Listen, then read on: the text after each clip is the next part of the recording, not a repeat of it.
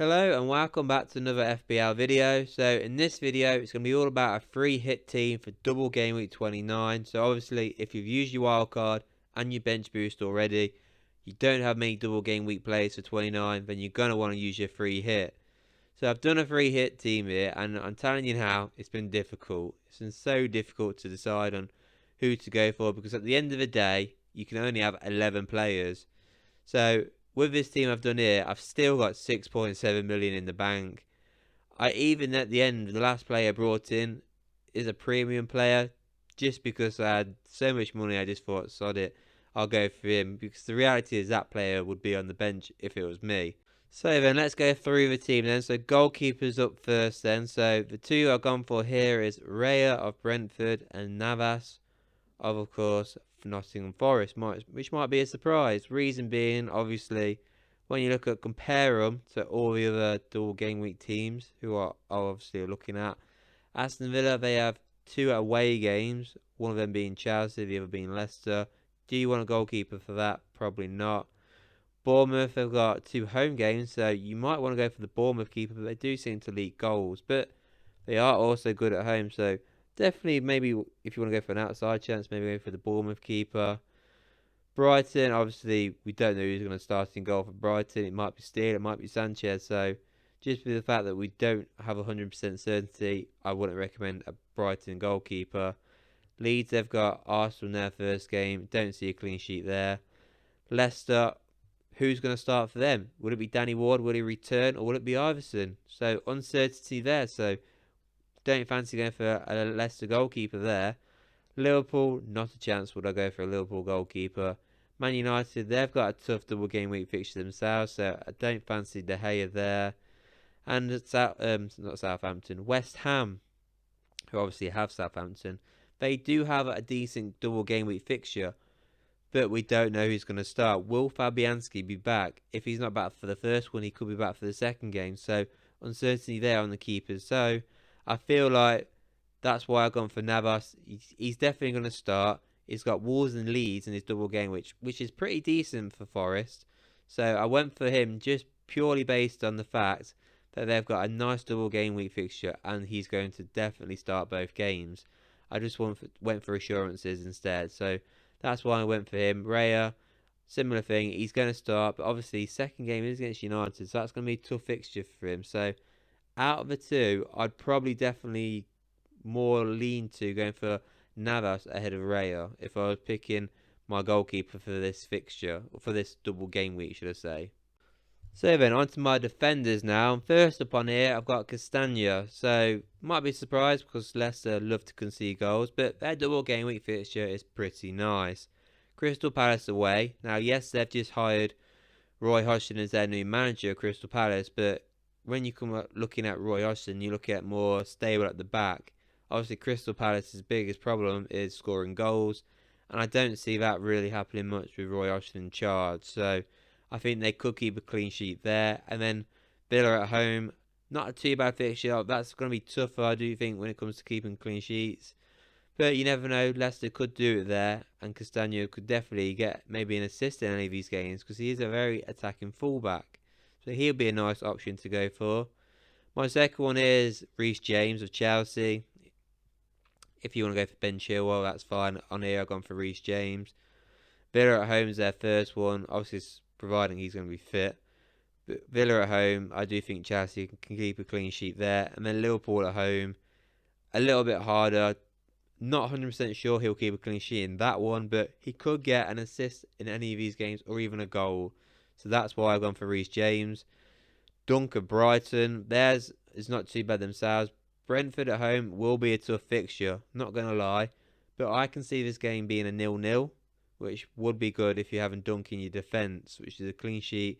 And then Bournemouth away. Again, I don't see Bournemouth scoring.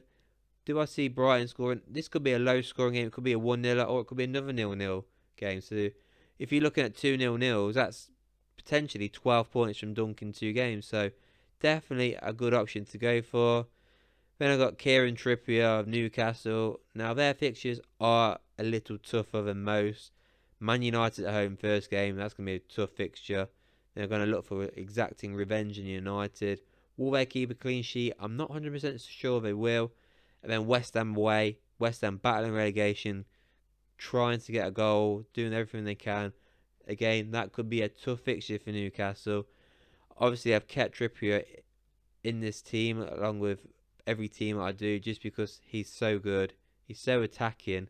He could just get an assist. It doesn't matter if he's going to get clean sheets. If he gets goals and assists, bonus. And then finally, on here, I've gone for Trent Alexander-Arnold. Now, this was the last player I picked in this team just because I had so much money. He is the premium defender. He's the premium player I've got in this team, I'd say. They've got Man City away and Chelsea away. Do I see clean sheets in any of them games? No, I don't. When it comes to starting 11 players, he would be my third player on my bench, if I'm being honest. So he's literally just in there just because I had so much money, and you know what? Why not? On to my midfield now then. So first player is Bruno Fernandes of Man United. 9.6 million. He is my most expensive player in this team. So you could value him as a premium. I know I said I only had one, but you could value him as my second one perhaps. Now, Man United fixtures, Newcastle away is going to be a real tough fixture for Man United. Obviously, they beat them in the final, so I'm not really expecting United to win this game, if I'm being honest. I think Newcastle will get revenge on them. But will they keep a clean sheet, Newcastle against Man United? I don't think so. Do I think Fernandes could cause some problems? I do. So that's why I'd recommend putting him in there. And then obviously the next fixture is Brentford at home. Again, another tough fixture. But do I see Fernandes doing something in that game? I do. So I think he can get a haul of points there. So that's why I've got Bruno Fernandes in this team. Then there's Solly March of Brighton. Now, somebody I've in the past been reluctant to maybe bring in, but you can't argue with the numbers. He's been sensational this season. So Brentford at home in the first game. It's going to be a tough fixture. Can Brighton get a goal? I wouldn't be surprised if they did, and I wouldn't be surprised if it's Solly March. And then their second one's Bournemouth away. As an attacking sense, when you're looking at that on paper, you're thinking points galore there. So obviously Bournemouth are pretty decent at home. Whether Brighton will be able to score any goals in there, we'll yet to see. But nice fixtures on paper for Brighton, so that's why Solly March is in there. James Maddison, I could not have James Maddison in there. I'm just hoping that he doesn't play for England. I mean, I know this isn't going to be my team, but he is somebody I'm definitely looking at bringing into my team personally. And Crystal Palace and Aston Villa for your double game week is such a nice fixtures. Especially when it's Maddison. Obviously, he got the assist in the last game week. So do I think he'll get points in this one? I definitely do. If I had to captain anybody, he would probably be my captain for the double game week just because of these fixtures he's got. Matoma, another Brighton player, so I've gone for obviously triple up on Brighton. I think like I said enough really on the Brighton fixtures. Matoma, he's such a great player. He scores goals, he gets assists. He would definitely somebody I'd definitely start for sure in this team. And then finally, Bowen of West Ham.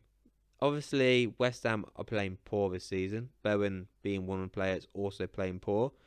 So maybe you want to go for a Berry. He knows he's playing a little bit better, but can't guarantee he'll start. Where you can guarantee Bowen will start. And obviously, Southampton at home is a very nice fixture. And then Newcastle at home being a second home fixture.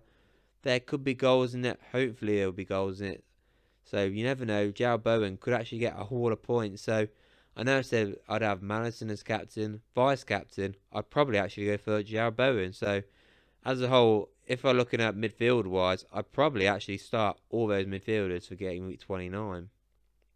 On to my strikers then. So obviously, no Haaland, no Kane, and no Ivan Toney. So obviously, Kane and Haaland just have single game week fixtures. So no point having them in a 3-year team.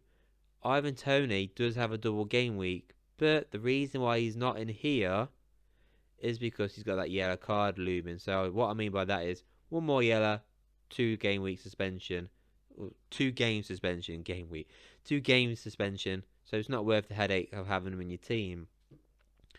So one player I've gone for is Kai Havertz of Chelsea. He's just scored against Everton.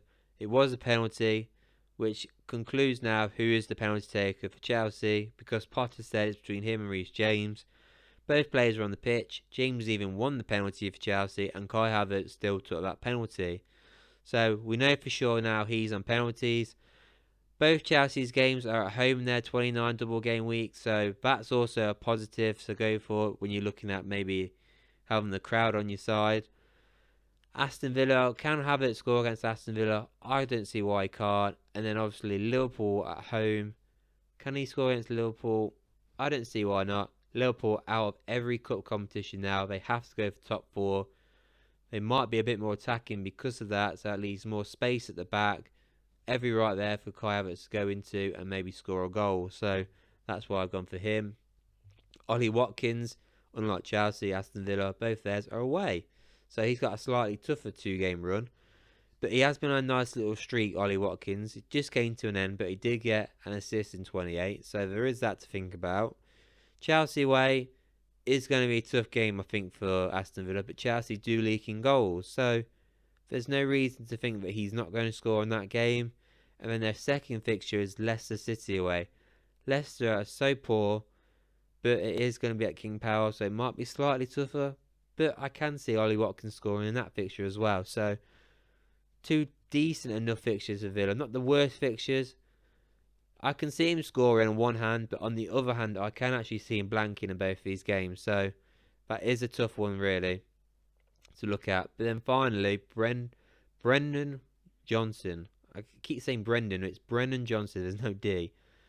So I've gone for double Forest in this game week. Now, I do think Forest have the best double game week fixtures this game week. So they've got Wolves at home and Leeds away. So both of them are in and around Forest.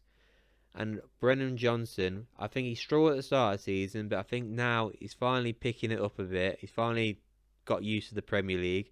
He scored 7 goals this season, got 3 assists. So for a guy that's just come up for his first season in the Premier League, I think he's doing pretty decent. Now he's blanked the last 2 game weeks because he's had Newcastle and Spurs, which are tough, but he did score 2 goals against Everton. Obviously, Everton are a team in and around Forest, so I think he could be a great outsider differential. He could easily score in both these games. So I think he's definitely somebody I'd really look at bringing in for game week 29. So obviously those are all my players that I've gone for. When it comes to who I'd start and who I'd leave on the bench, so the players who I'd leave on the bench for this game week, I'd recommend would be Ray would be my goalkeeper on the bench. I'd have Trent Alexander-Arnold on the bench. Another defender I'd probably put on the bench would be possibly Kieran Trippier I'd go for, which might be a surprise. And then finally it would be Ollie Watkins. Big calls. I mean, I'm glad this isn't going to be my team because you could live to regret it. This is why I want to bench boost for 29 because all those players look brilliant. Any one of those players to score, get an assist. I would say, I mean, I'm going to have a look after game week 29 and look how these players did. But I think this team could easily get 100 points. So then, that's the wildcard team that I'll do if I could wildcard in game week 28. Now, there's 11 players, like I said, playing in game week 28. 29, there's only 12 double game weekers, but you could easily change that. If you want to take Zinchenko out and change it for a double game weeker, that would add another one. Or if you want to take Saka out, wouldn't recommend it, you could do that. And same with Erling Haaland, wouldn't do that though. I feel like that is probably the best team to go for. Let me know if you disagree or agree, which player you think I've missed out. I do hope you like that video. Please don't forget to like and subscribe, and I'll see you all on the next one. And there you have it. That is the team I would do if I was free hitting for double game week 29. And tell you now, that was not easy. So if you are free hitting in double game week 29, good luck to you because that wasn't easy. And I feel for you because obviously you can't have any options on the bench. You're really stuck with a certain amount of players. And realistically, you want all of those players to play. But anyway, I do hope you like this video. And please don't forget to subscribe. And I'll see you all on the next one.